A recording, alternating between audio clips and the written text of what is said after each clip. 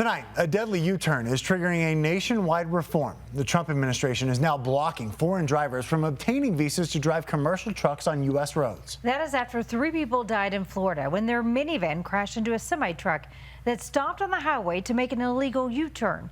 The entire crash caught on camera from inside the cab of that truck. The U-turn caused the big rig to block all the lanes, and the minivan had no time to brake. 28-year-old Harjinder Singh, now charged with 3 counts of vehicular homicide. Federal records show Singh entered our country illegally through the southern border in 2018.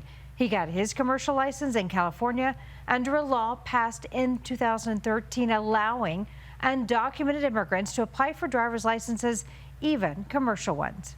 This is a situation one Colorado woman has been grappling with for over a year. Your reporter Tori Mason joining us live in studio tonight. And Tori, you spoke with that woman about her husband who was killed by an undocumented man operating a semi-truck on Highway 285. Yes, guys, and the driver in her husband's death, Ignacio Cruz Mendoza, served just 7 months in jail before being deported. She's angry. She says if this man weren't behind the wheel, her husband would still be alive. She's turned her grief into a call for change. He was a great father.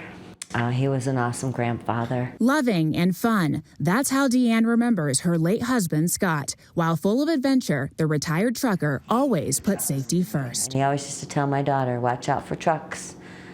He always used to tell her that, be careful, because you never know who's behind the wheel. He was killed by an undocumented driver without a valid CDL. Speed was a factor, his load too heavy. Brakes failed down the winding grade. He did not belong behind the wheel of that truck.